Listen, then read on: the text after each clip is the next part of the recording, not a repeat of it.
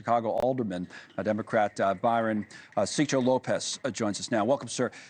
Thank you for coming on. What's the perspective? Alex was talking about it from local leaders, including yourself, in Chicago about what's been happening in the city in recent days. How do you look at it personally? Well, we look at it from the perspective of our constituents. We have been talking to people on the ground, parents who are now afraid of sending their kids to school. Businesses are now reporting huge losses because of the state of panic that these operations are creating in our city. People not attending to hospitals and churches.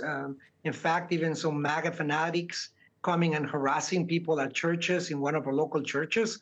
So I think that, what is the goal and intent here, I think is that question. We have in the state of Illinois and the city of Chicago, the Trust Act, the rule of law, the presumption of innocence, I think is a constitutional right.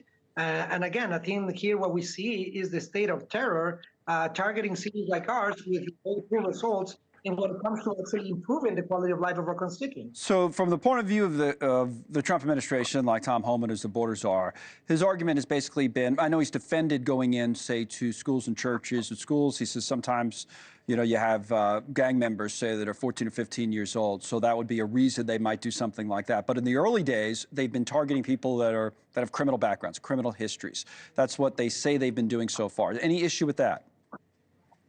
I mean, what they say versus what they do, we see the Trump administration pardoning 1,500 Proud Boys shopkeepers with a criminal record. And what they do actually is affecting innocent people on the ground. These are children who go to school. I think that to deploy the force of government against innocent people sends a chilling effect, not something that a democratic president will do, but something the dictators do to bypass the constitutional rights, to criminalize entire communities. I think I do take issue with that. I would like to see this federal attention actually to go into cities like LA that are in dire need to rebuild themselves.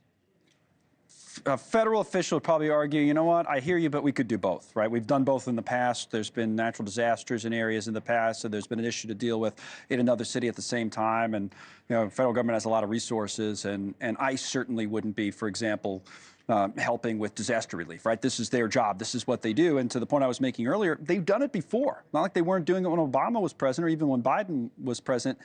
Trump is being, yes, more aggressive, trying to do it more. But deportations have happened, right, under a number of administrations. Well, certainly, I think that the broken promises, I think we also hold accountable, and I think that the election was a reflection of that.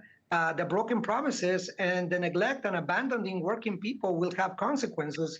I do think that the remedy seems to be working worse than the illness, and a lot of people have buyer's remorse when we see again that it is actually that rebuilding and attention to cities like LA is not happening. In fact, what we're seeing is an obsession to increase military budgets. We're talking about a dome. Wait, what were you saying about buyer's remorse? What were you alluding to with buyer's remorse? What did you mean by that?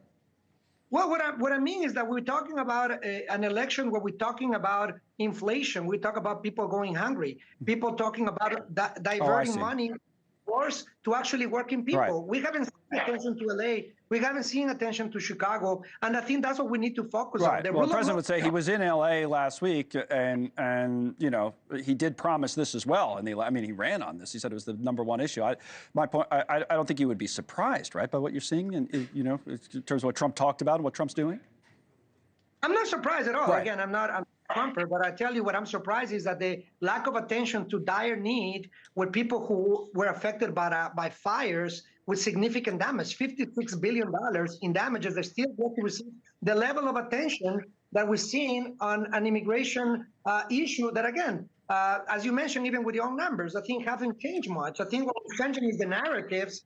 And again, I think the presumption of law and constitutional attacks on transgender persons, on migrants, on people who believe otherwise, are those things that are really concerning on a president that was elected democratically. And I think the actions do not speak of a democratic person, but of a dictator who is imposing their views. Thanks so much for watching. Just go to joinnn.com to find NewsNation on your television provider. And don't forget to click the red subscribe button below to get more of NewsNation's fact-driven, unbiased coverage.